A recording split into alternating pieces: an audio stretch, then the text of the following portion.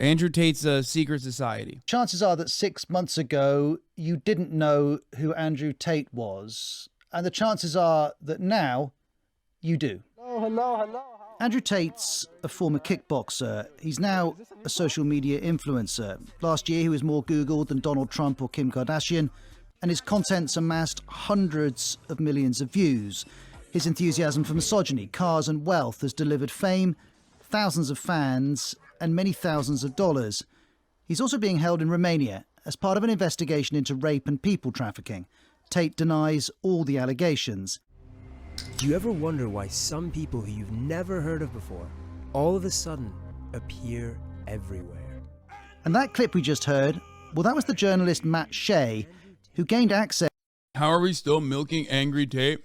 The only people that get this bent about like Andrew Tate coverage is like literally Andrew Tate fans who were just like, dude, come on. Just stop. He got owned already, please. Access to Tate's compound in Romania. To get inside, I had agreed to endure a professional cage fight in Romania. I know he's gonna lose, but I'd rather milk this than talk about Ukraine not getting potentially German tanks, okay? This is like at least closer to my plane of existence. But it's also kind of fun at this point because he's, you know, in jail. wow, he's actually in there. Along with 100 Tate superfans. Matt Shea, welcome to the Media Show. Thank you. You've made this film for Vice. It's called The Dangerous Rise of Andrew Tate. I wonder when you first decided to try and make contact with him. Well, I was actually first brought onto this story by a brilliant journalist and producer called Jamie Tozin, who's been following Andrew Tate for years before he became famous. So by the time we were filming in his compound in Romania, were positioned in such a way that he was just, the calls for him to be deplatformed were just happening, and we had a kind of inside view of him and his inner circle dealing with that. And how do you go about requesting access to Andrew Tate's compound and requesting an interview? Well, I think Andrew Tate was and his team are quite aware of the fact that any publicity, even bad publicity, would help them. And that was perhaps one of the reasons they decided to let us in. I think what they didn't realize was that we were also simultaneously doing an investigation into him that ultimately led to us speaking to, for the first time, some of the women from his past who alleged that he raped and abused them. And when he and his colleagues agreed to let you into his compound and to film, did they give you conditions? Did they say, well, you can do this, you can't do that, you can ask this, you can't ask that?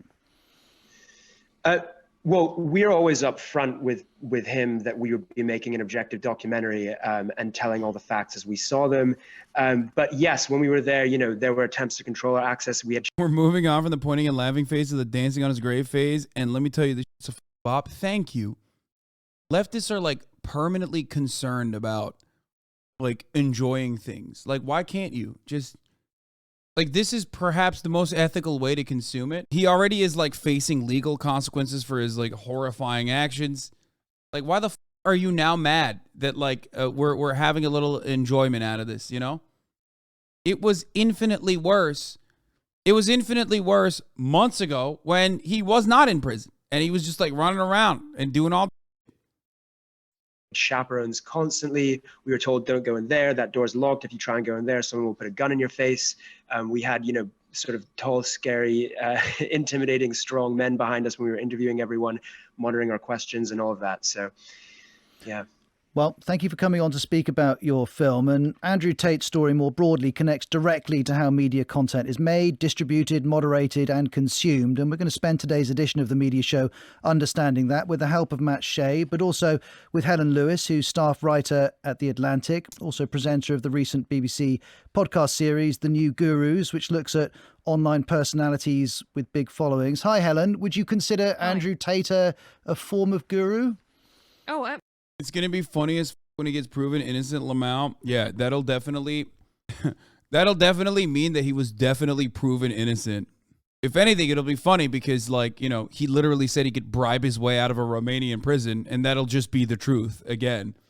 But, like, if you actually unironically think he didn't do anything that he's, like, locked up for, I don't know what to tell you. He has literally admitted to things and has also, like, tried to educate others on doing similar things for years and years and years. So I don't know what else you need, but I guess you don't really need anything. You're just a idiot at that point. You know what I mean? Like, motherfucker can admit to all this shit on camera, and his fan base will still be like, nah. Absolutely. He fits very firmly into what's known as the kind of manosphere. So these are a suite of gurus who attempt to tell young men how to live.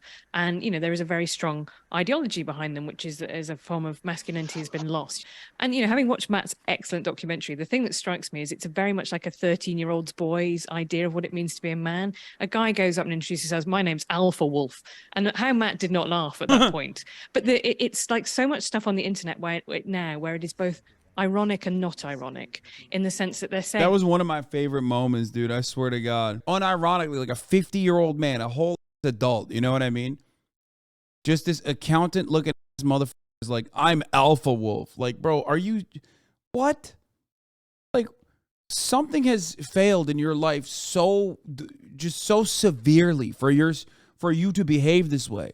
I'm a misogynist, you know, of course, everyone calls me a misogynist, you know, and there's understood to be a performance there. By the way, leftist people who are like, why are we doing this still? Me, are feeding into the same exact shit that like Andrew Tate stands are doing in here by being like, bro, you're riding his dick so hard. You're riding his dick so hard. So enjoy that.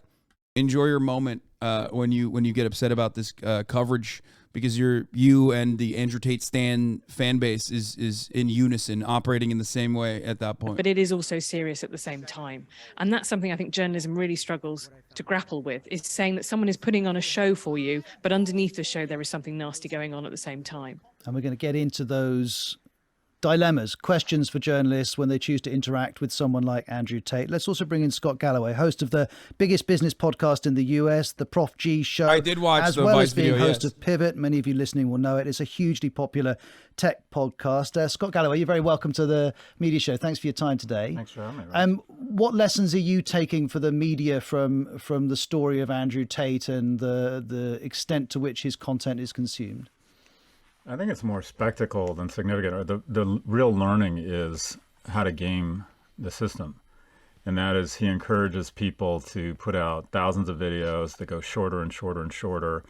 And he's tapped into the same rage machine that the algorithms love, that both Donald Trump and Elon Musk have tapped into. And that is, the optimal piece of content is something short, compelling, resonates with 60% of your audience, and enrages the other 40%.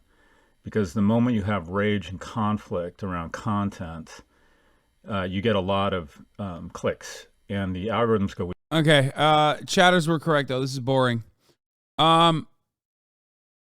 And all these other ones are annoying too. Let's watch this one. Delusional a lot recently to describe some people and companies.